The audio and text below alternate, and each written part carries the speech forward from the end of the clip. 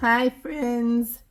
I missed you for a couple days, but I'm back, and today we're reading A Little Golden Book. And the title of today's book is Thomas and the Big, Big Bridge. Let's see what's going to happen here. This is a Thomas and Friends little golden book. It was a special day for the railway. We are here to launch the new rail line through the mountains of Sodor, Sir Topham had announced. Today we will open the big, big bridge. What wonderful news, everybody cheered. The mountains were beautiful. The people of Sodor couldn't wait to visit them.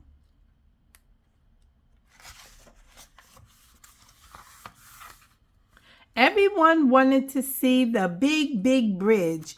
It had towers so high the tops touched the sky, and the valley beneath was so deep that when you were on the big, big bridge, you could barely see the ground. Thomas was excited about the new rail line. This really is a special day, he said happily. Then Henry chugged up to Thomas. The big engine frowned. That's Henry. This one is Thomas. I don't want to go to the mountains, Henry said nervously. It's windy up there. Very, very windy. Henry didn't like the wind. Henry didn't like the rain or snow or hail either. You're a big engine, Henry, Thomas said. You shouldn't be afraid of a little wind. But Henry was afraid, and that made Thomas a bit afraid too. Gordon, Henry, Thomas, hitch up your coaches, called Sir Topham Hatt.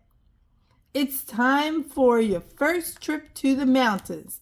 Percy and James were glad they didn't have to go to the mountains. They were afraid to cross the big, big bridge too. There's nothing to be afraid of, Thomas insisted, in a voice loud enough for Percy and James to hear. It will be easy to cross the big, big bridge. Thomas and Henry chugged to the platform. Gordon, the express engine, was already there. His coaches were full of passengers. Annie and Clarabelle were soon hitched behind Thomas. Harry, hurry, hurry, they called. All aboard, cried the conductor. Sir Topham Hatt turned to the crowd and waved his hat one last time. Toot, toot. Gordon whistled. Follow me. In a burst of steam, the big blue engine was off. Soon the trains were rolling through the countryside in a long line. Gordon took the lead. Behind him chugged Henry. Then, because he was the smallest, came Thomas. All along the way, people came out of their houses and cheered when they saw the trains go by.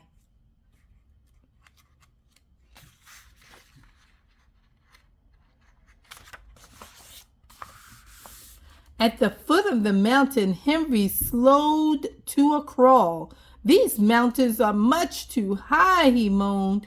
I can't go. I'm afraid of heights. Don't be silly, said Thomas bravely. I'll be right behind you. But Henry didn't budge.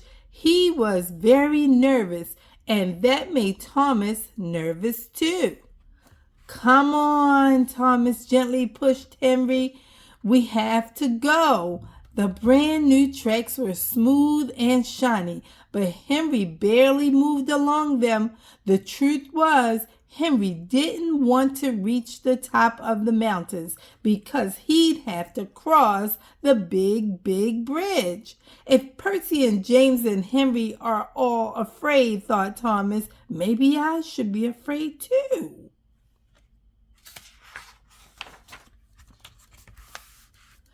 The tracks grew steep as Thomas and Henry puffed up the mountain. They could hardly keep up with Gordon. The big blue engine rushed ahead. Gordon was a strong engine. The steep tracks didn't tire him at all. "Wait for us," Henry called, but Gordon climbed higher and higher until he was out of sight. "I don't think I can make it," Henry groaned, his steam giving out at last. "This mountain's too steep." "Keep going," Thomas urged him. "We can't let a little mountain stop us." But Thomas was having trouble chugging up the steep mountain too, and he was beginning to worry about crossing the big bridge. Finally, Thomas and Henry arrived at the top of the mountain. There it was, the big bridge, and it was high. It was windy up there too, very windy. "I won't go," Henry declared. "But we have to cross," Thomas said bravely. "Our passengers want to see the mountains on the other side. Hurry, hurry!" Annie, and Clarabelle cried. The coaches were so excited that Thomas had trouble keeping them in line. Thomas searched the tracks ahead. Gordon was nowhere to be seen. He had already crossed the bridge and rolled into the mountains beyond. Thomas and Henry were alone. "I'll go first," Thomas said at last. "Then you can follow me, Henry." "If the wind blows, close your eyes," Henry said. "That way you won't see anything scary."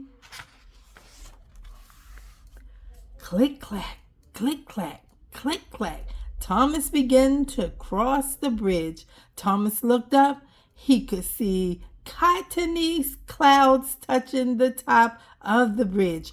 Nervously, he looked down, but the bridge was so high he couldn't see the ground. A sudden gust of wind shook the bridge. This scared Thomas, and he closed his eyes so tightly that he couldn't see where he was going. Click, clack, click, clack, click, crash! Thomas came to a sudden stop. He opened one eye for a quick peek. "Oh no!" he cried. His wheels were off the track. "Are you all right, Thomas?" called Henry. "I'm stuck," Thomas said glumly. "I couldn't see where I was going, and my front wheels have jumped the track." Just then Gordon returned. He frowned when he saw Thomas stuck in the middle of the bridge. "Go find Harold," Gordon called to Henry. Relieved, Henry backed down the mountain to find the helicopter. Thomas kept his eyes closed. He was too afraid to look. But inside his coaches, the passengers enjoyed the wonderful view.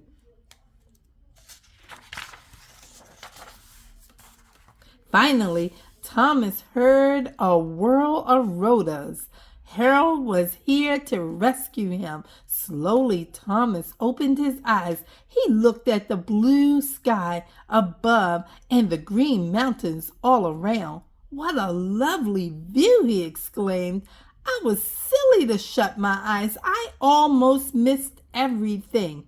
"Hitch the rope to your buffer and hold on," Harold cried. That's Harold. In no time at all, Harold had lifted Thomas back onto the tracks. Thomas backed up to where Henry waited.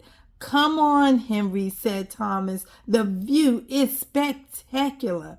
I should never have been afraid." With that, Thomas turned and chugged happily across the big, big bridge.